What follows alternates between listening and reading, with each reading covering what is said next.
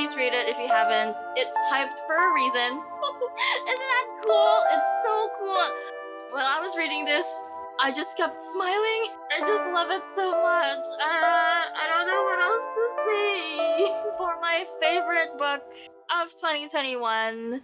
Hi. Hello, wonderful people. How are you guys doing today? I hope you guys are doing amazing. So, hi. Let me introduce myself. My name is Bianca. You can call me B. And welcome to the first video of Books with B. So, hi, I'm a big reader, and that's why I wanted to make this booktube channel, and I just really want to talk about books. That's about it. Quick introduction on who I am as a reader. Since I was a kid, I started off with these books, the Geronimo Stilton books, and I was like really young. All I wanted was to know what this mouse is doing. And then, when I got a little older, I told myself I wanted to read something that doesn't have pictures. So, I started off with Percy Jackson and the Lightning Thief, and and that's where I fell in love with fantasy. Percy Jackson means a lot to me since, yes, it is the first book I've ever read. I am part of this era. If you know that sign, that it means that we probably have the same reading taste when we were younger. Maybe probably still the same reading taste now. But yeah, I'm part of that era where Hunger Games, Divergent, and all of those book-to-movie adaptations were happening. That was my time. I also loved John Green books when I was a kid. Wanted to cry when I was young, so I got that. However, when I finally got to uni, I had a little bit of hiatus. Uni became a little hard, and I just didn't have time to read. But during those hiatus, I usually just read at least 1 or 2 books a year, and that wasn't great for me. What's really great about this story is when the pandemic hit, I wanted to go back to reading, and the first book I picked up was The Lightning Thief. And seriously, Percy Jackson just means so much to me because he got me into reading, and he got me back into reading. So, that's me. So, during 2020 and 2021, I have been trying to catch up with the trendy reads and the most popular reads. So, I've been reading a lot of YA. That's just about it. I've been reading what I've missed, and it's been a great ride. So, today, I thought about what better way to introduce myself than to let you guys know what my favorite reads of 2021 are. So, the top 10 favorite reads of 2021. So, let's get started. Alright, so my 10th favorite book of 2021 is Act Your Age, Eve Brown by Talia Hibbert. It's weird to start off with a romance book when I just told you that I'm a fantasy reader. Doesn't matter. So, during the last months of 2021, I wanted to read some romance books that are worthwhile, and I heard that Talia Hibbert is such a great author when it comes to romance, and it's 100% true. Act Your Age, Eve Brown is actually part of a companion trilogy of some sorts, and this one is my favorite one. It came out last year, 2021, and I loved it. So basically, we follow Eve Brown, and she's basically the kind of person that loves a lot of things, but keeps messing it up. So her parents just kicked her out of the house and said, "You need to sort your shit together." And she goes like, "Fine, I'll look for a job. Whatever." So she finds this bed and breakfast, and she tries to apply to be a chef on the spot, which is very unprofessional. And then she meets the owner of the bed and breakfast, Jacob Wayne, and he is the complete opposite of her. He wants everything to be in control. He wants to know what's happening and everything. So basically, he didn't like Eve's character, so he told her to just get out of the interview. And when she was exiting the premises, she bumps him with her car. And basically, he breaks his arm, and now she needs to take care of him. And that's where they fall in love. It's just so cute! The story seems so ridiculous, but it's so freaking cute. I just can't. This is where you see how opposites attract and how opposites are so... I can't say they're meant to be, but they are meant to be, and it's just so cute. While I was reading this, I just kept smiling. All the feels was there, and I can't stop smiling with this. It's just so freaking cute. You should read it. If you think you won't enjoy romance, but you still want to try it, Act Your Age, Eve Brown. is a great starter. Or any Talia Hibbert, any of those in the Brown Sisters trilogy, that would be such a great introduction in romance if you're interested. So for the number 9 spot is An Ember in the Ashes by Sabbath Tahir. I told you, I'm late and I'm catching up with masterpieces. This book, this is a YA fantasy, and I never thought I would fall in love with a YA series so much. Because, oh my god! So the description, it says, Laia is a slave, Elias is a soldier, neither is free. And oh, it's so good. So in this world, there is a martial empire that basically rules the world, and we follow Laia first. She lives with her grandparents and her brother. She and her family aren't really rebellious, so they just stay quiet. So it was a real mystery when one day martial soldiers arrest her brother. So basically the whole story follows Laia. She's trying to find out what happened to her brother and why he got arrested. So she goes to the rebellion, asks for help, and the rebellion tells her she should be a slave to the martial empire so that she can spy for them. So that's where Laia meets Elias. And Elias is a martial soldier that is very against what the empire stands for. So basically, we follow two people that just want freedom and answers. Also, I just want to say I'm not really good at descriptions right now. This is my first video, so I might butcher a lot of descriptions, but yeah. Anyway, I have read until the 3rd book, and I cannot wait to read the 4th book because I heard that it's gonna be so emotional that I might cry.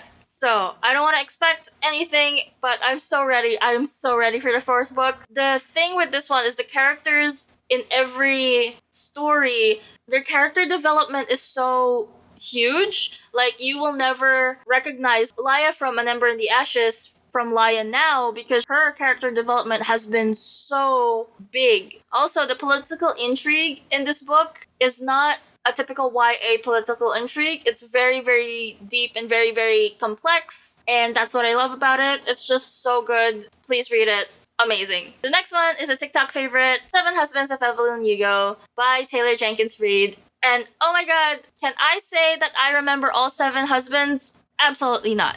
But can I say I've been emotionally invested so much? Yes. Like, to the point where I forgot that Evelyn Hugo was a fictional character because she seems so real. So basically, The 7 Husbands of Evelyn Hugo, if you don't know, Evelyn Hugo is a Hollywood actress, and we just follow her career and how she got 7 husbands in that process. It's really, really great. This book makes you believe in soulmates. Even though Evelyn Hugo has had so much husbands, she still ends up with her one true love, and it's just beautiful. It's just a beautiful read. Please read it if you haven't. It's hyped for a reason. Anyway, it just makes you believe in true love. Even in hardships and in pain, it will always lift you up. That's all I can say. My 7th favorite read is another romance read, and it's my favorite romance read of 2021, and it is The Spanish Love Deception by Elena Armas. Oh my god, it's so good! So this is Elena Armas's debut novel, which is crazy to think. So we basically follow Catalina. She has to attend her sister's wedding, but her fiance's best man is her ex. And obviously she wants to make face, and she wants a date. And then Aaron Blackford, her office rival, volunteers to be her fake date during the wedding. And it's just fake dating, enemies to lovers. It's just amazing. Aaron Blackford is the best male love interest that I've read. He is what every male love interest wants to be. It's just... oh my god. This is the first romance read that I actually felt like I want to be a romance reader. It's just so very satisfying, and I just love it so much. I don't know what else to say. Just please read it. My 6th favorite read is Lovely War by Julie Berry. Let me tell you, historical fiction went in my life and just drove to my heart because I love historical fiction now, and it's ridiculous. Basically, Lovely War is a World War I historical fiction where Greek gods are narrating. Isn't that cool? It's so so cool. When I heard that Greek gods are narrating a World War I historical fiction, I'm like, yep, give me the book, take my money, read it now. It's just... So these Greek gods are narrating two love stories, Hazel and James, where they just met and instantly fell in love. I know, instant love is not the best trope, but with World War historical fiction, it kind of makes sense because the setting is very dark and you just grab the nearest piece of light that you can get. So anyway, Hazel and James, they instantly fall in love, but the thing is, they met just right before James has to go to war, so it's not the best timing in the world. And it gets really sad in the middle. And the second couple is Aubrey and Colette. Aubrey is a Black American soldier, and Colette is a Belgian volunteer. And they met, obviously, while Colette was volunteering. And what's great about this, you can see how dark their lives are. But again, just reaching for the nearest light just makes all the difference. Seeing how an American black soldier is during the World War I, and seeing a survivor, a Belgian survivor from this raid from the World War I, it's just... I'm butchering this, I'm sorry. But yeah. So Ares narrates the war parts, Aphrodite narrates the romance parts, Apollo narrates mostly with Aubrey's parts because Aubrey loves music, so Apollo is there to narrate his part, and Hades obviously narrates the very, very sad death parts. So it's just really great. If you love Greek mythology, if you love seeing... It's not a Greek mythology retelling, but if you love seeing your favorite Greek gods in a historical fiction, it's just... I just love how unique it is on how they're the ones who's narrating. Okay, so we're going to our top 5 now, and my top 5 is Skyward by Brandon Sanderson. I love this series with all my heart. Okay, so we basically follow Spenza. So Spenza lives in detritus. It's a world that's filled with humans, but they're at brink of extinction because they have an alien enemy that always attacks them. So Spenza has always dreamed to become a pilot, and in this world, pilots are considered heroes because they are the ones that fight the Krell. So we just follow her trying to reach her dreams, and I love that narrative. I've always loved main characters reaching their dreams, and it's just so good. Also, her father was a pilot, but then he gained a reputation of being a coward, so it would make Spence's dream a little harder because the flight school will have a little prejudice against her because of her father's reputation. So, let me tell you, I cried during reading this. Sometimes it does have its dark parts because, again, they are fighting an enemy. There can be some deaths, but oh my gosh. But the scene where I cried wasn't even sad. I cried in a triumphant scene because Brandon Sanderson's writing is just so good. It makes you feel every emotion that's in the scene. It makes you sense everything. Skyward right now has 3 books and 2 novellas out. I've already read the first novella, and I'm currently reading the second, and will be reading the third book. And I am just...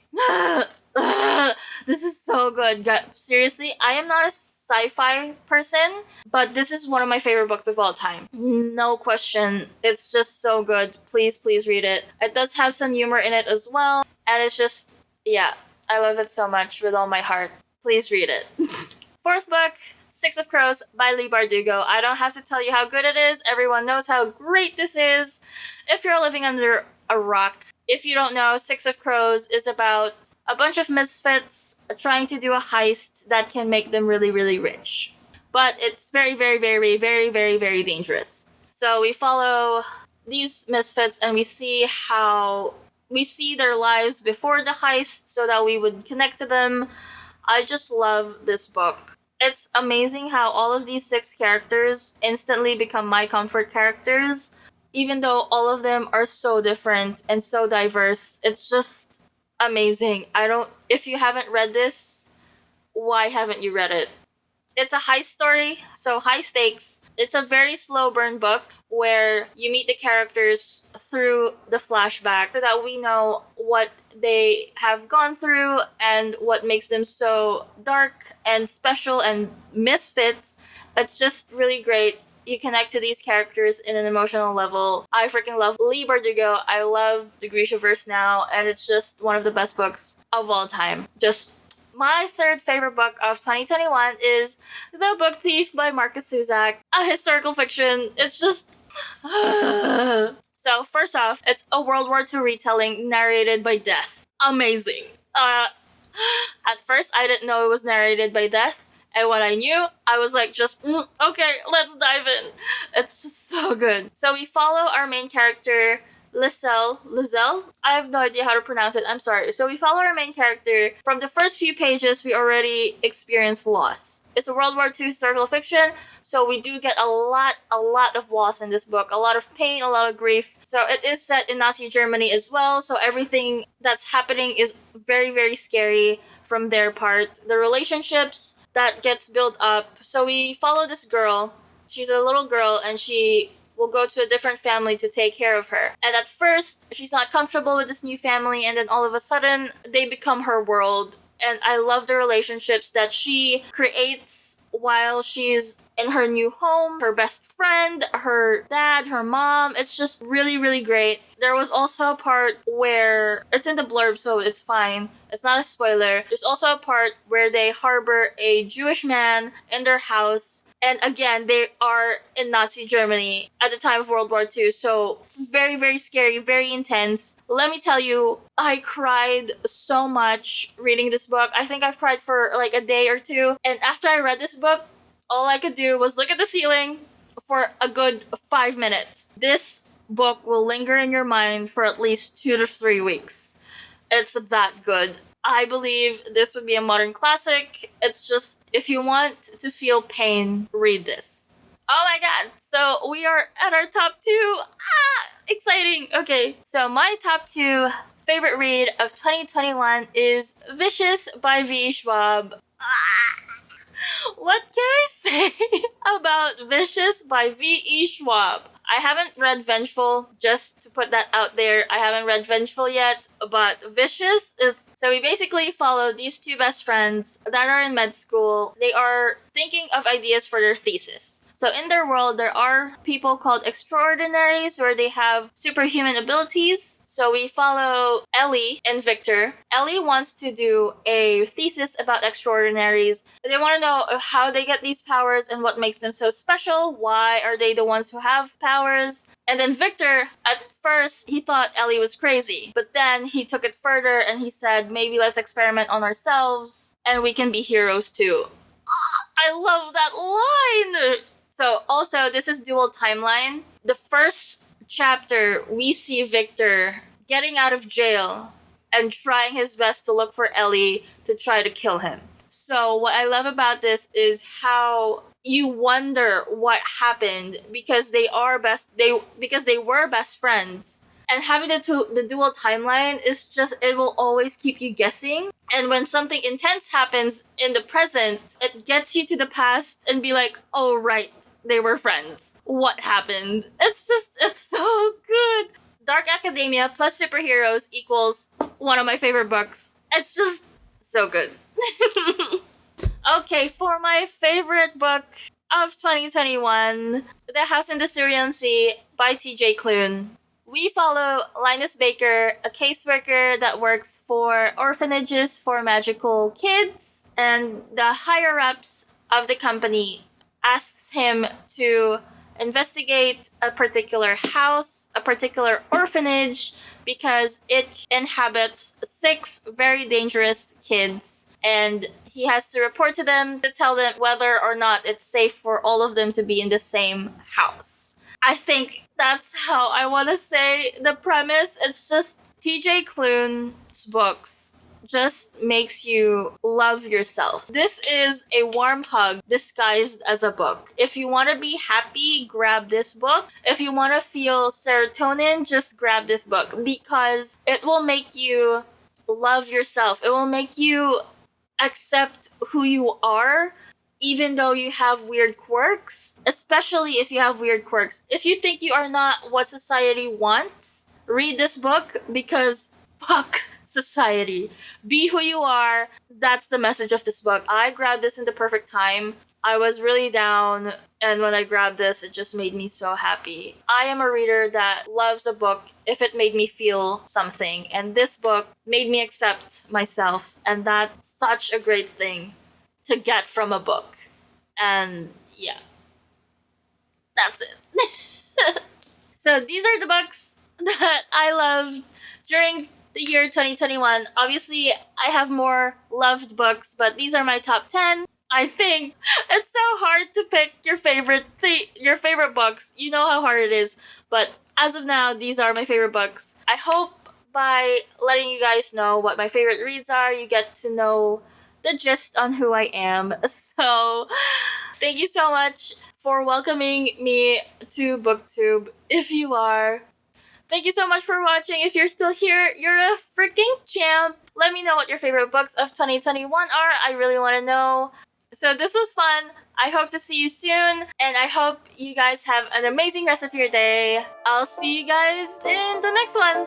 Mwah. Bye!